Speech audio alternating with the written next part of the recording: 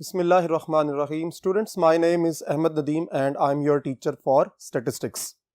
Statistics Part 2 में हम chapter number 14 को स्टार्ट कर चुके हैं और इस चैप्टर के अंदर हमने रिग्रेशन की बहुत सी टेक्निक्स को अंडरस्टैंड कर लिया।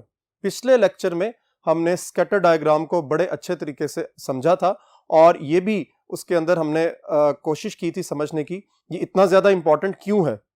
ठीक है, इस स्कैटर डायग्राम के हवाले से आज भी हम कुछ नई चीज़ें समझेंगे और उससे पहले हम कोशिश करेंगे कि स्कैटर डायग्राम की इंपॉर्टेंस के साथ साथ कुछ और टर्म्स को भी अंडरस्टैंड करें। तो चलिए बोर्ड की तरफ चलते हैं और देखते हैं कि आगे हमारे पास इस चैप्टर में क्या है। लेक्चर नंबर 4 है और इसका टाइटल है सिंपल लीनियर रिग्रेशन। आज का जो टॉपिक है वो आपको शायद फील हो रहा हो कि हमने इससे पहले भी इसको स्टडी किया हुआ है, लेकिन ये एक just sort of small can say कि ये एक स्मॉल आपकी रिवीजन है और इसी के अंदर नया कॉन्सेप्ट भी इन्वॉल्व है और इसको हम डिफरेंट एंगल से इसको स्टडी करने की कोशिश कर रहे हैं। यानी सिंपल लीनियर रिग्रेशन में क्या है कि it is a technique, a method which describes the dependence of expected value of y. देखिए, आपके हर पर्टिकुलर सेंटेंस के अंदर ये एक्सपेक्टेड वैल्यू हर दफा इन्वॉल्व हो रही है, एक्सपेक्टेड वैल्यू ऑफ वाई। अब आपको ये याद रखना है, क्योंकि इससे पहले आप पढ़ चुके हुए हैं कि एक्सपेक्टेड वैल्यू ऑफ वाई को आप क्या कह चुके हुए हैं, this is your dependent variable, dependent variable. ठीक होगी बात। सो डिपेंडेंट वेरिएबल को आप और भी नाम दे चुके हैं, इसका एक दूसरा नाम था रिग्रेसेंट। सो आप ये कह सकते हैं in simple linear regression it describes the dependence of expected value of dependent variable और रिग्रेसेंट, लेकिन किस तरह? As a linear function of x.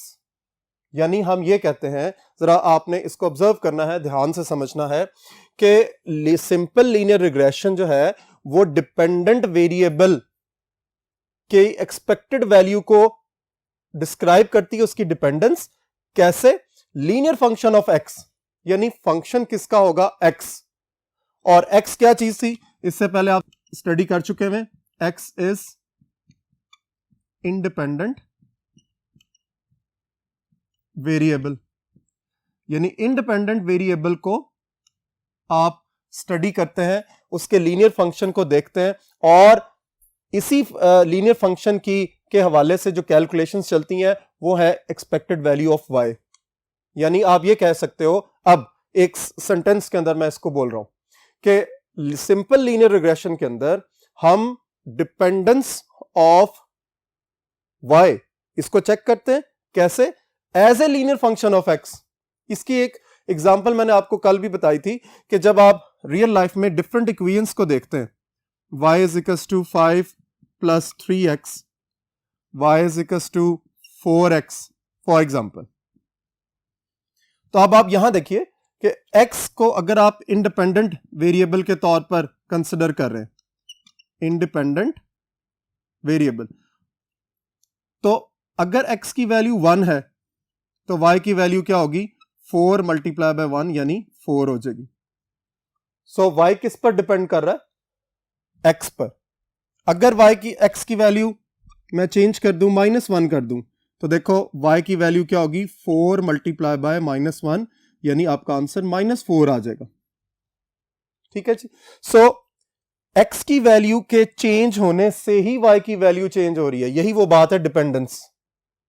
ठीक है, यानी simple linear regression dependence describe करती है किसकी? y की। अब मैंने एक्सपेक्टेड वैल्यू को चूंकि इतनी दफा बोल चुके हैं तो एक्सपेक्टेड वैल्यू बार बार नहीं बोलूंगा। एक्सपेक्टेड वैल्यू भी आपको याद होगा एक वैल्यू होती है जिसको मीन वैल्यू कहते हैं। ठीक है, सो इसलिए ये एक ही वैल्यू है। सो डिपेंडेंस ऑफ डिपेंडेंट वेरिएबल, ये डिपेंडेंट वेरिएबल मैंने पहले क्यों नहीं लिखा था?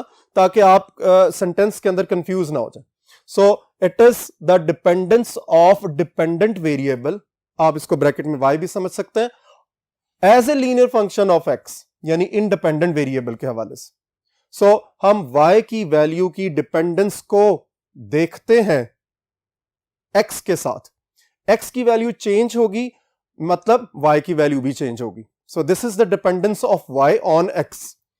यहां मैंने एग्जांपल भी पुटअप किया। अब यही चीज जब हम डिस्क्राइब करते हैं तो ये इसकी आउटलुक बनती है। अगर आप इसको गौर से देखो, this is mu y on x, यानी expected value of y with x that is equal to alpha plus beta x। ये इसमें टोटल आपके पास 4 टर्म्स हैं। This is expected value of y, this is alpha, this is beta and x। अब ये तो आप इग्नोर कर सकते हैं, आप ऑलरेडी इसको स्टडी कर चुके हैं म्यू वाई एक्स, और आपको ये भी पता है x इज इंडिपेंडेंट वेरिएबल। सो इसका मतलब ये हुआ कि ये 2 नई टर्म्स हैं जिसको आपने अंडरस्टैंड करना है और देखना है कि क्या है ये अल्फा और बीटा। अच्छा, अब जरा गौर कीजिए, जब मैं इस पर्टिकुलर रिलेशनशिप को देख रहा हूं तो mu y on x is equal to alpha, ये कब होगा? जरा सोचिए, मैथमेटिक्स इन्वॉल्व है clearly. When x is equal to 0। अगर हम इस रिलेशनशिप के अंदर, ये जो रिलेशनशिप मैंने लिखा है अल्फा प्लस बीटा एक्स, जब मैं इस पर्टिकुलर रिलेशनशिप के अंदर x की जगह पर, जरा गौर कीजिए, मार्कर की टिप को देखें, ठीक है, x की जगह पर मैं 0 पुटअप कर दूं तो इस 0 की वजह से ये बीटा भी 0 हो जाएगा। ठीक है, तो आपके पास क्या बचेगी सिचुएशन, ये वाली, यानी आपके पास mu y on x is equal to alpha हो जाएगा। अब जरा गौर करें कि जब हमारे पास एक पर्टिकुलर वेरिएबल की वैल्यू अल्फा है, ये क्या कांस्टेंट्स हैं, दोनों अल्फा और बीटा दोनों कांस्टेंट्स हैं, ये याद रखना है। सो अल्फा को हम क्या कहेंगे, this is y intercept. y intercept, intercept को आप क्या पढ़ते हैं इंग्लिश लैंग्वेज के अंदर? Intercept is the cutting point, intercept is the cutting point of a line with y axis. यानी हम जब इस पर्टिकुलर रिलेशनशिप के अंदर बीटा एक्स को खत्म कर दें तो हमारे पास अल्फा बचता है, और अल्फा जो है वो एक कांस्टेंट वैल्यू है जो कि अवेलेबल है म्यू वाई ऑन एक्स के लिए। अब आप जरा इसको गौर कीजिएगा एक बात को, कि ये हम बार बार एक्सपेक्टेड वैल्यू, यहां मैंने इसको कहा था कि आप इसको ओमिट कर दें, इसको वाई माइंड के अंदर रखें। इसका मतलब है कि मैं ये लिख सकता हूं कि ये जो सिचुएशन नई क्रिएट हो रही है, this is y is equal to alpha, यानी जो डिपेंडेंट वेरिएबल की वैल्यू है वो अल्फा के इक्वल कब होगी, जब x की वैल्यू 0 हो जाए। इसी को हम क्या कहते हैं, y इंटरसेप्ट। अब आगे चलिए बीटा की तरफ। बीटा क्या है, indicates the change in y per unit change in x। गौर कीजिए कि ये कांस्टेंट है, इसने वही रहना है। अगर ये 4 है फॉर एग्जांपल, ये 4 ही रहेगा, ये चेंज नहीं हो सकता। ठीक है, अब अगर x की वैल्यू चेंज होती रहे तो फिर ऑब्वियसली आपके पास ये पूरा का पूरा रिलेशनशिप जो है वो चेंज होता रहेगा। ठीक है, इसीलिए हम ये कहते हैं कि beta indicates the change in y के अंदर जो चेंज आएगा कैसे, per unit change in x, यानी x की डिफरेंट वैल्यूज को जब आप पुट अप करते रहोगे इस पर्टिकुलर रिलेशनशिप के अंदर, तो ओवरऑल आपका जो डिपेंडेंट वेरिएबल है दिस वन, वो चेंज होता रहेगा।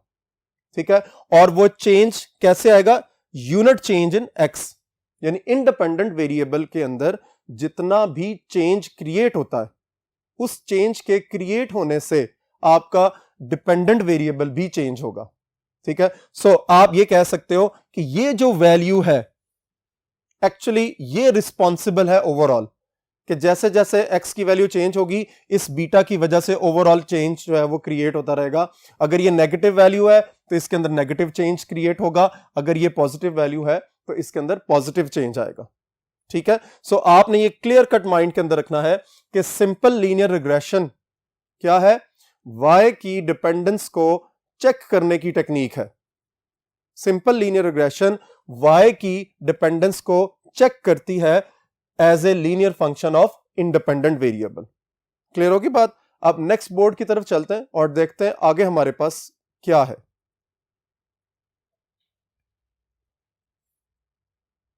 जी, रिग्रेशन कोफिशिएंट, ये एक बज़ाहिर लग रहा है कि नई टेक्निक है, लेकिन आप जरा देखिएगा कि जब आप इसको अंडरस्टैंड करेंगे तो आपको फील होगा कि ये भी हमने पहले से पढ़ा हुआ है, लेकिन एक डिफरेंट एंगल से इसको स्टडी करने लगे।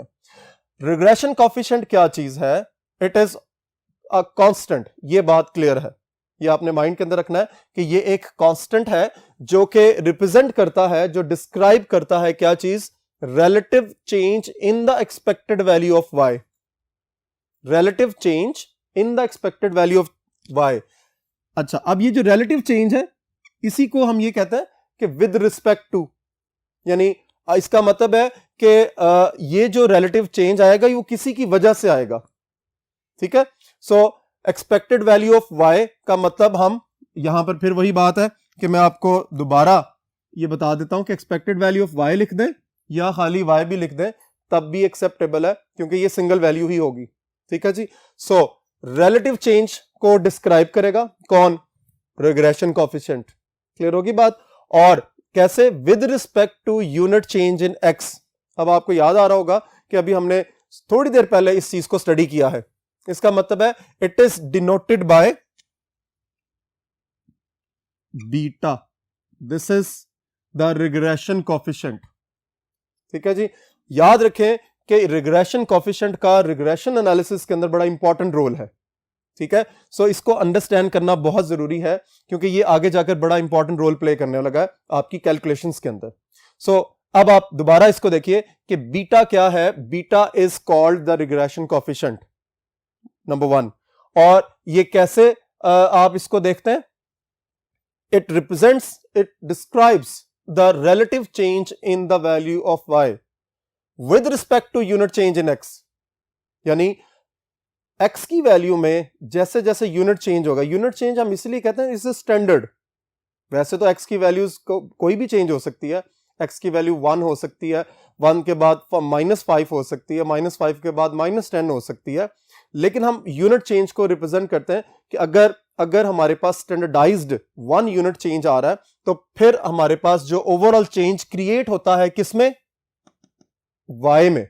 सो y के अंदर जो चेंज हम ऑब्जर्व करते हैं with the unit change of x, वो क्या कहलाता है? बीटा, ठीक है। और इसको, ये आपका ग्रीक लेटर है, अल्फा और बीटा दोनों, अभी हमने जो स्टार्ट में लेक्चर में देखा था, अल्फा और बीटा दो आपके पास नंबर्स हैं, कांस्टेंट नंबर्स, जिसमें से एक अल्फा जो हम स्टडी कर चुके हैं वो है y intercept of the line, और बीटा क्या है? अब इसको हमने पढ़ लिया, दिस इज रिग्रेशन कोएफिशिएंट। लेकिन ये क्लियरली माइंड के अंदर रखना है कि इस सिचुएशन के अंदर हम जब यहां से डिफाइन करना शुरू करते हैं तो एक्चुअली हम ये कहते हैं कि ये बीटा किसके लिए है? y ऑन x, यानी change of y with respect to x, ठीक है जी। अब इसके कुछ कैलकुलेशंस हैं, इसके कुछ मॉड्स हैं, ठीक है। ये इसकी जो कैलकुलेशंस है हम एक डायग्राम के थ्रू भी अंडरस्टैंड कर सकते हैं। आपको डायग्राम नजर आ रही होगी, इसमें एक्स एक्सिस और वाई एक्सिस आपको देख रहे हैं आप। अच्छा जी, इसको हम जो है मेजर करते हैं टेंजेंट थीटा से, साइन थीटा, कॉस थीटा और टेंजेंट थीटा, ये आपने मेजर्स पढ़ी हुई है ट्रिग्नोमेट्री के अंदर, ठीक है। जिसमें से टेंजेंट थीटा जो है, अगर आपको थोड़ा सा याद हो, फर्स्ट ईयर के मैथ्स के अंदर भी आपने ये पढ़ा था कि tangent theta is equal to perpendicular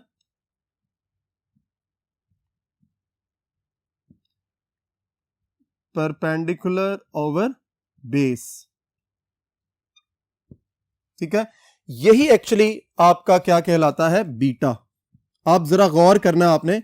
so इसका मतलब ये हुआ कि ये एक मेजर ऑफ एंगल है, और ये किसके अलोंग आती है? ये किसी पर्टिकुलर एक्सिस के साथ इसको हम मेजर करेंगे, और इसी वजह से जब हम इसको किसी एक्सिस के साथ मेजर करेंगे तो फिर ये क्या कहलाएगा? This is the slope of line. Slope क्या होती है? द एंगल, ठीक है। एक एक्सिस के साथ, चाहे वो वाई एक्सिस है चाहे वो एक्स एक्सिस है, उसके साथ जो लाइन कट करती है और दोनों एक्सिस के साथ जो एंगल क्रिएट होता है उसको हम क्या कहते हैं? Slope of the line. और ये किस पर डिपेंड करता है? Depends upon value of beta, यानी इसका मतलब है स्लोप नेगेटिव भी हो सकता है, स्लोप पॉजिटिव भी हो सकता है, ठीक है। अगर बीटा की वैल्यू नेगेटिव है तो फिर स्लोप भी नेगेटिव होगा, अगर बीटा की वैल्यू पॉजिटिव है तो स्लोप भी पॉजिटिव होगा। यही वो डायग्राम भी एक्सप्लेन कर रही है। जरा गौर से देखिए, अगर मैं इस ब्लैक लाइन को देखूं जो यहां अपर लोअर लेफ्ट कॉर्नर से अपवर्ड राइट की तरफ जा रही है, तो ये एक सीधी लाइन क्रिएट हो रही है, ये इंक्रीमेंट को रिप्रेजेंट कर रही है। यानी जैसे जैसे एक्स एक्सिस पर वैल्यू इंक्रीज करती है वैसे वैसे वाई एक्सिस पर भी वैल्यू इंक्रीज करती चली जाती है। ठीक है, जिसकी वजह से हमने ये ऑब्जर्व किया कि अगर और ये किस सिचुएशन में होगा, जब बीटा की वैल्यू ग्रेटर देन जीरो यानी पॉजिटिव होगी। ये ग्रेटर देन जीरो और लेस देन जीरो का कॉन्सेप्ट जो है वो नंबर लाइन के साथ है। इफ यू रिमेंबर कि नंबर लाइन में सेंटर में जीरो होता है और जब लेफ्ट साइड पे आते हैं तो -1 और राइट साइड पे जब आप जाते हैं तो वो +1 होता है। सो इसलिए ये लिखा गया beta is greater than zero, यानी ये जो सिचुएशन है जिसमें ये स्लोप पॉजिटिव शो हो रहा है, यानी इंक्रीमेंट शो हो रही है, अपवर्डनेस शो हो रही है, वो कब होगी कि जब बीटा ग्रेटर देन जीरो होगा।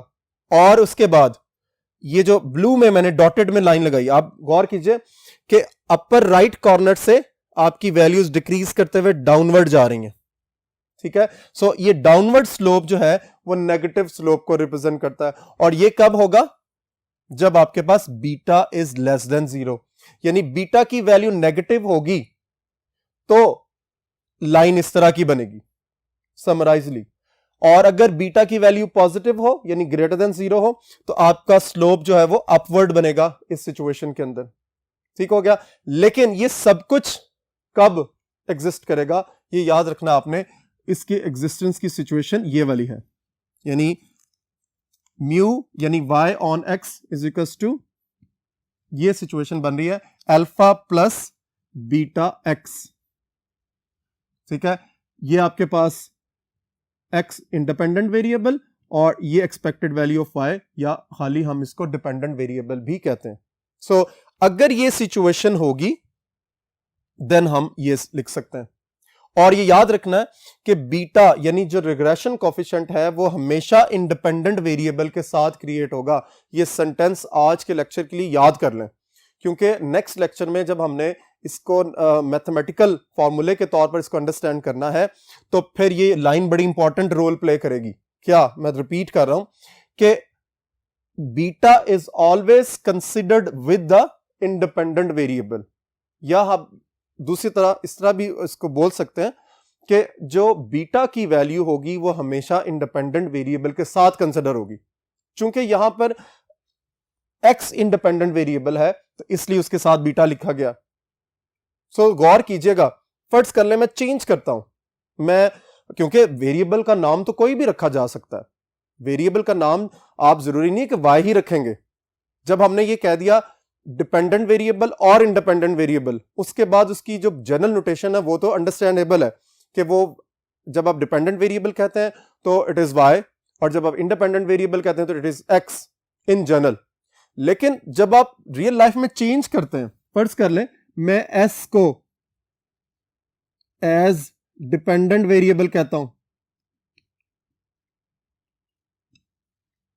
और फॉर एग्जांपल t को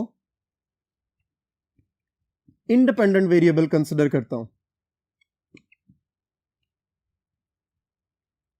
तो फिर क्या सिचुएशन क्रिएट होगी।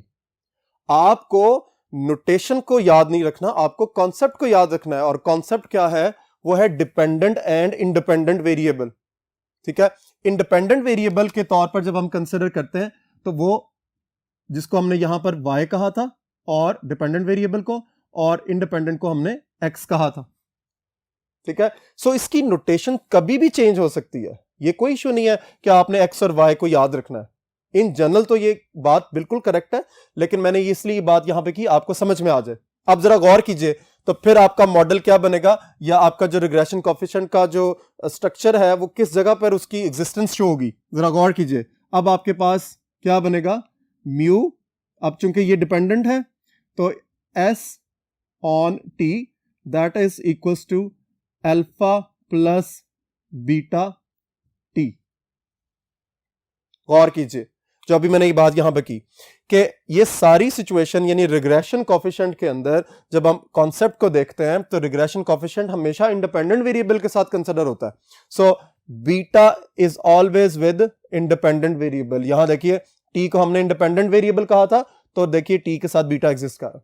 सो इसी वजह से ओवरऑल यहां पर कॉन्सेप्ट है क्या है कि relative change in the value of y with respect to ये WRT with respect to unit change in x.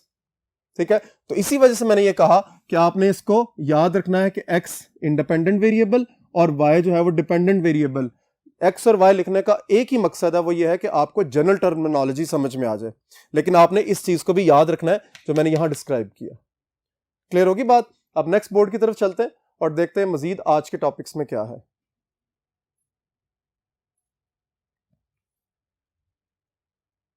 Ji, next है हमारे पास सिंपल लीनियर रिग्रेशन मॉडल. अच्छा, कंफ्यूज नहीं होना आपने कि ये एक जैसी टर्म्स आ रही हैं. कभी आप रिग्रेशन पढ़ते हैं, उसकी डेफिनेशन देखते हैं कि व्हाट इज रिग्रेशन. कभी आप देखते हैं रिग्रेशन एनालिसिस, फिर आप पढ़ते हैं सिंपल रिग्रेशन, फिर आप पढ़ते हैं सिंपल लीनियर रिग्रेशन. ठीक है ना? सो याद रखिए कि आपका जो बेसिक कॉन्सेप्ट है वो रिग्रेशन के साथ चल रहा है. अब इसको लीनियर रिग्रेशन क्यों पढ़ रहे हैं हम? लीनियर का मतलब यह है कि आपके पास यहां पर वेरिएबल्स की मैक्सिमम पावर 1 होगी, जो हमने स्कैटर डायग्राम में भी कल जो आप इससे पहले लेक्चर था वहां पर भी हमने इसको स्टडी किया था. ठीक है, सो लीनियर का मतलब है हम एक्चुअली सिंपल रिग्रेशन को ही देख रहे हैं. ठीक है, लेकिन लीनियर लिखने का मकसद सिर्फ यह है कि आपको याद रहे कि इसमें डिपेंडेंट और इंडिपेंडेंट वेरिएबल की जो मैक्सिमम पावर है वो 1 है, इसलिए वो लीनियर फंक्शन के तौर पर भी कंसिडर होता है. ठीक है जी. अब सिंपल लीनियर रिग्रेशन मॉडल में जो फर्स्ट स्टेप था वो हम कर चुके हैं पिछले लेक्चर में, and that was scattered diagram. हमने स्कैटर डायग्राम को बहुत अच्छे तरीके से पिछले लेक्चर में देख लिया. अब स्कैटर डायग्राम क्या चीज थी कि आपके पास लोकस ऑफ पॉइंट्स था, जिसमें आप अपने पॉइंट्स के मुताबिक एक जो है वो कर्व क्रिएट कर लेते हैं. वो लीनियर भी हो सकती है, वो कर्वी लीनियर भी हो सकती है, वो स्ट्रेट लाइन भी हो सकती है, वो एक पैराबोलिक ट्रेंड भी हो सकता है. ये सारी मैथमेटिक्स की टर्म है. तो फर्स्ट स्टेप तो हमने कर लिया. अब नेक्स्ट स्टेप क्या है किसके अंदर? सिंपल लीनियर रिग्रेशन मॉडल के अंदर. यानी पहला स्टेप ऑलरेडी कवर्ड हो चुका हुआ है कि हमने ये देख लिया कि जब हमारे पास पेयर की सूरत में हमारे पास डेटा अवेलेबल हो, यानी एक्स भी हो वाई भी हो, दोनों सूरतों में जब हमारे पास डिफरेंट जो है वो सेट ऑफ इंफॉर्मेशन अवेलेबल हो तो हम स्कैटर डायग्राम बना लेते हैं. लेकिन उसके बाद जो नेक्स्ट स्टेप है वो क्या है? क्रिएशन भी कह सकते हैं और मेकिंग भी कह सकते हैं. Making of mathematical model. यानी स्कैटर डायग्राम के बाद अगला स्टेप बनता है कि आपने सिंपल लीनियर रिग्रेशन मॉडल के अंदर देखना है कि मैथमेटिकल फॉर्म क्या होगी. ठीक है, और ये जो मैथमेटिकल फॉर्म है ये वही फॉर्म है जो अभी आपने थोड़ी देर पहले स्टडी की, अंडरस्टैंड किया. y mu y on x is equals to alpha plus beta x. ठीक है, अब ये एक्सपेक्टेड वैल्यू है, इसको हम यहां पर y is equals to alpha plus beta x भी कह सकते हैं. ठीक हो गया. अब ये जो मैथमेटिकल आउटलुक आपको नजर आ रही है, it is the statistical relationship in creation of mathematical model में. ये किसके अंदर है? ये फॉर्म जो है वो मैथमेटिकल आउटलुक को रिप्रेजेंट कर रही है. बोर्ड नंबर 1 की तरफ चलते हैं और देखते हैं मजीद हम मैथमेटिकल मॉडल में क्या देख रहे हैं. हमने अभी स्टडी किया कि सिंपल लीनियर रिग्रेशन के अंदर मैथमेटिकल मॉडल की आउटलुक क्या हो सकती है. इसी चीज को हम एक यानी रिग्रेशन मॉडल को एक एग्जांपल के थ्रू भी अंडरस्टैंड कर सकते हैं.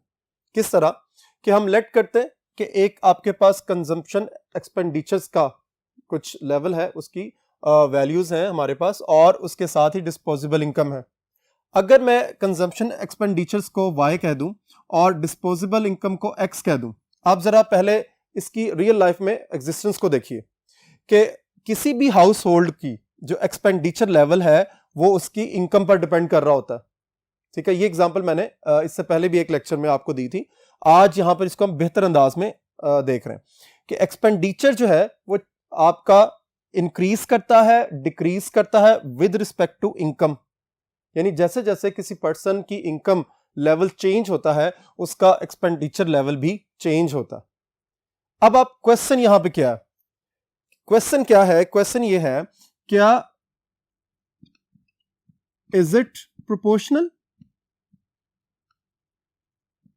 प्रोपोर्शनल का मतलब क्या है,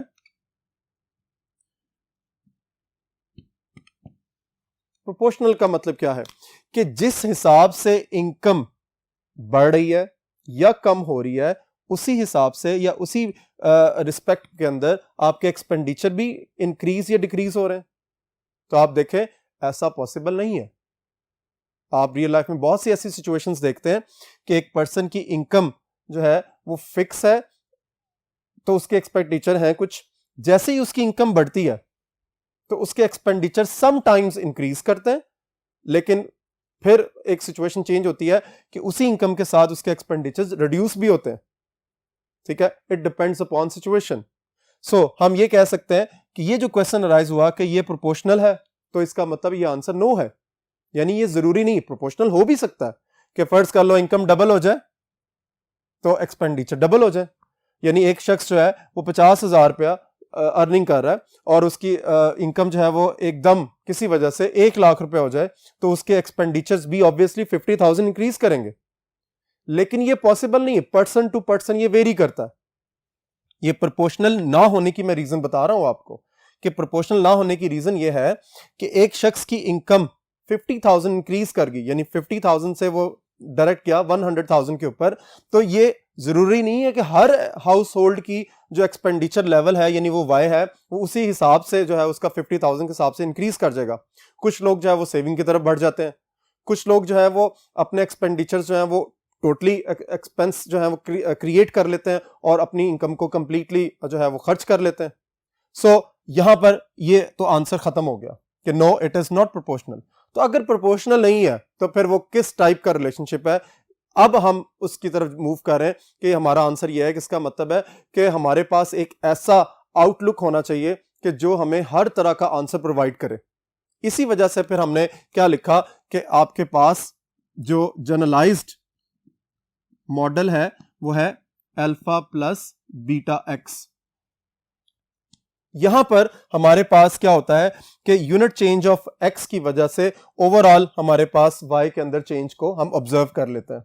अब अगर बीटा की वैल्यू नेगेटिव है तो हमारे पास आंसर किसी और कॉन्टेक्स्ट में क्रिएट होता है, अगर बीटा की वैल्यू पॉजिटिव है तो हमारा आंसर किसी और कॉन्टेक्स्ट में क्रिएट होता है।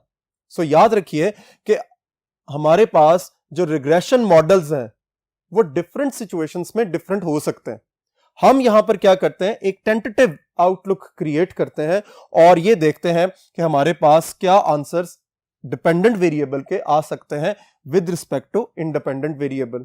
यानी इंडिपेंडेंट वेरिएबल की वैल्यू को चेंज करने से क्या वैल्यूज आ सकती हैं डिपेंडेंट वेरिएबल की, ये एक हम टेंटेटिव सा आउटलुक यानी रिलेशनशिप क्रिएट करते हैं। ठीक है, इसी को हम फिर क्या कहते हैं, regression model y on x। y on x क्यों कहा गया, क्योंकि इसमें y की वैल्यूज को ऑब्जर्व किया जा रहा है विद रिस्पेक्ट टू x, यानी x के अंदर। और ये कौन सा वेरिएबल था, अगर आपको याद हो तो ये था कंट्रोल्ड वेरिएबल।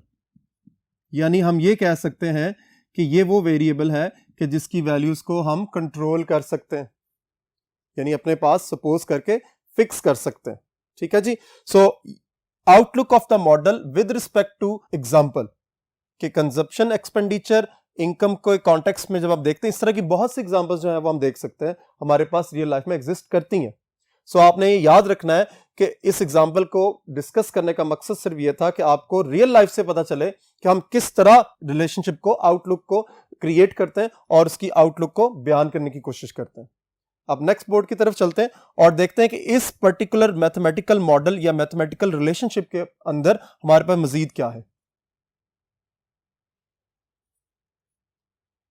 जी, अब नेक्स्ट हमारे पास जो है वो है epsilon i is equal to y minus mu y on x. ये क्या चीज है एप्सिलॉन?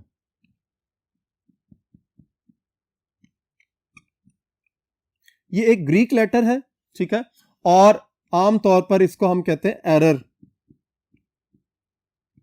और एरर को अंडरस्टैंड करने के लिए आपको इसका राइट हैंड साइड देखना है। एक्चुअली क्या चीज है ये डेविएशन है आपकी। डेविएशन किस चीज की है ये? यानी अब ये जो y की ओरिजिनल वैल्यूज आपके पास, यानी जो भी आपके पास डिपेंडेंट वेरिएबल की वैल्यूज हैं, और यानी इंडिविजुअल वैल्यू का डिफरेंस है किसके साथ? एक्सपेक्टेड वैल्यू के साथ। अब आपने याद रखना ये एक्सपेक्टेड वैल्यू एक ही है, यानी हम ये कह सकते हैं कि जब हम इसको यहां आई पुटअप करेंगे तो यहां पर भी हमारे पास y के साथ आई आएगा, यानी i की डिफरेंट वैल्यूज का डिफरेंस है किससे? एक्सपेक्टेड वैल्यू से। यानी ओरिजिनल वैल्यूज जो आपके पास एग्जिस्ट कर रही हैं, ठीक है, और उसके साथ जो हमारे पास एक्सपेक्टेड वैल्यू आई है उसका डिफरेंस जो है वो जो डेविएशन है उसको हम कहते हैं एप्सिलॉन, और रियल लाइफ में उसको हम क्या कहते हैं? एरर। यानी आप ये कह सकते हैं कि आपकी जो एक्सपेक्टेड वैल्यू और रियल वैल्यू जो आपके पास एग्जिस्ट कर रही है उसमें कोई ना कोई डिफरेंस एग्जिस्ट कर जाए तो वो एग्जिस्टेंस ऑफ डिफरेंस जो है उसका क्या नाम है? एरर। क्योंकि ओरिजिनल वैल्यू और एक्सपेक्टेड वैल्यू का डिफरेंस यही बता रहा है कि आपकी कैलकुलेशन में कुछ ना कुछ एरर प्रोड्यूस हो गया, और वही एरर जो है वो यहां पर हम उसको क्रिएट करते हैं। अब ओवरऑल आप ये फिर कह सकते हैं कि जब भी हम रिग्रेशन मॉडल कैलकुलेट करते हैं तो हमारे पास फिर रियल लाइफ की क्या सिचुएशन बनती है कि हम y i is equal to alpha plus beta x I plus epsilon I, ठीक है। ये दो लुक्स हैं, इसको हम ऐसे भी लिख सकते हैं और आप इस अंदाज में भी लिख सकते हैं, ये दोनों ही एक्सेप्टेबल है, ठीक है जी। अब एप्सिलॉन आई यानी अगर यहां 1 कंसिडर हो रहा है तो x की फर्स्ट वैल्यू कंसिडर होगी और फर्स्ट डिफरेंस कंसिडर होगा। अब आप जरा गौर से देखो कि मैं यहां से ये क्रिएट कर सकता हूं, ये क्या चीज थी जरा गौर कीजिए। It is the value of expected y on x with expectations, यानी एक्सपेक्टेशंस के एतबार से हम इसको देखते हैं। अब यही बात यानी म्यू y ऑन x को हम जब इस पर्टिकुलर रिलेशन के अंदर पुटअप करेंगे तो हमारे पास क्या बनेगा, जरा गौर से देखिए। यानी एप्सिलॉन आई की जो वैल्यू है वो क्या बनती है? Y I minus alpha plus beta x I, ठीक है जी। अब इसको जरा सिंप्लीफाई करें, Y I minus alpha minus beta x I that is equal to epsilon I. अब यहां से मैं एक्चुअली ये बता रहा हूं कि किस तरह यहां पर हम पहुंचे हैं, ये किस तरह आया, यानी एरर किस तरह इसके अंदर ऐड होता है।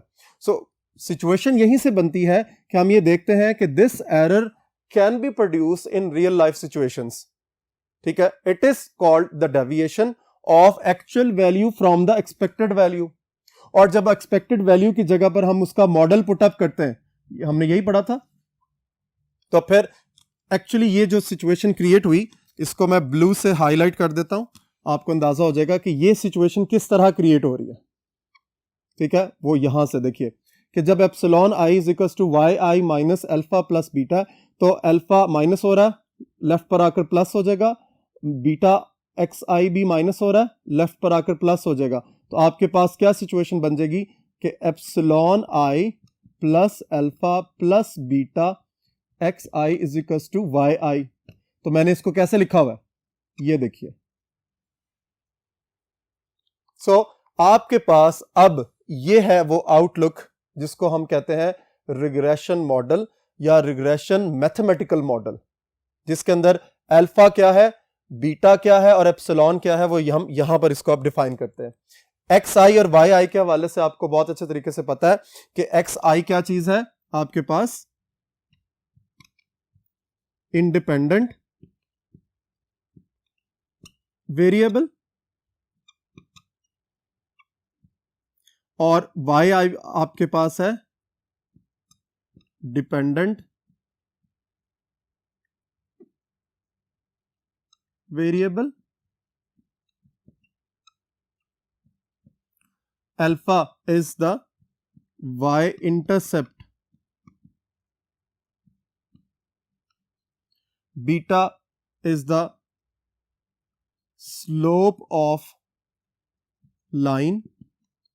अब ये लाइन कौन सी है, इसको हम याद रखने के लिए अलग से भी डिफाइन कर लेते हैं, रिग्रेशन लाइन आप कह सकते हो, ठीक है। And this is called error, या इसको हम डेविएशन भी कह देते हैं, ठीक है। लेकिन एक चीज बड़ी इंपॉर्टेंट है जो आपने याद रखनी है, वो ये है कि इन सब का ताल्लुक, यानी जब हम इस मॉडल की बात करेंगे तो इसका मतलब है दिस इज योर पॉपुलेशन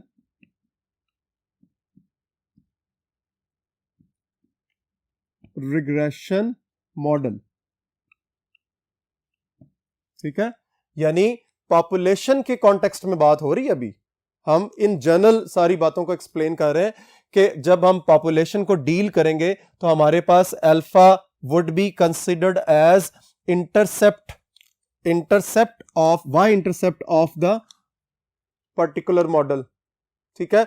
और b is the slope of the line, लेकिन b is the slope of the line what, the regression line of population model. यानी पॉपुलेशन के कॉन्टेक्स्ट में ये सारी चीजें हो रही हैं, तो देन फिर हम ये इसकी आउटलुक को इस अंदाज में डिफाइन करेंगे। यानी आप ये कह सकते हो कि जब भी अल्फा की बात होगी, जब भी बीटा की बात होगी, जब भी एप्सिलॉन की बात होगी, तो इसका मतलब है you are talking about population regression model. अब रियल लाइफ में अब हमने पहले भी इसको अंडरस्टैंड किया कि पॉपुलेशन तो एग्जिस्ट नहीं करती, तो फिर इसका मतलब है इसके अलावा भी कुछ और है। यानी सैंपल से जब भी हमने कैलकुलेशंस करनी है तो उसके लिए हमें कुछ और रास्ता तलाश करना पड़ेगा, ठीक है। तो उस रास्ते को हम नेक्स्ट लेक्चर के लिए रख छोड़ते हैं। अभी सिर्फ ये अंडरस्टैंड करते हैं कि alpha is the y intercept. ये y इंटरसेप्ट को भी थोड़ा सा अंडरस्टैंड कर लें कि शायद कुछ स्टूडेंट्स को आइडिया ना हो कि बार बार मैं y इंटरसेप्ट कह रहा हूं कि वो क्या चीज है। एक्चुअली जब कोई भी रिग्रेशन लाइन y एक्सिस के साथ कट करती है, इसीलिए इसको x इंटरसेप्ट भी हो सकता है, लेकिन हम अल्फा को जब डिफाइन करते हैं तो it is actually the cutting point of y axis. तो ये जो आपके पास कटिंग पॉइंट आ रहा है, ये वाला, इसको हम कहेंगे दिस इज योर अल्फा। और स्लोप क्या है आपका, बीटा, ठीक है। So alpha, beta and epsilon, ये तीनों टर्म्स हैं पॉपुलेशन रिग्रेशन मॉडल के साथ बिलोंग करती हैं। हम इस पॉपुलेशन रिग्रेशन मॉडल को चेंज करते हैं अगर हमने कैलकुलेशन सैंपल से करनी है। और चूंकि आप लोगों को बहुत अच्छे तरीके से पता है कि रियल लाइफ में कैलकुलेशंस हमेशा सैंपल से होती हैं, सो हम सैंपल के लिए इस मॉडल को चेंज करेंगे। वो क्या चेंज होगा इंशाल्लाह उसको नेक्स्ट लेक्चर में देखेंगे। होप आज का लेक्चर आपको यहां तक समझ आ गया होगा। उम्मीद करता हूं कि अपना और अपनी फैमिली का बहुत ज्यादा ख्याल रखेंगे, अपनी स्टडीज को जारी रखेंगे और इस लेक्चर को अच्छे तरीके से रिवाइज करेंगे, और इसमें जितनी भी प्रॉब्लम्स हैं वो आप अपने रिस्पेक्टिव टीचर से डिस्कस करेंगे। अब इजाजत दीजिए, अल्लाह हाफिज।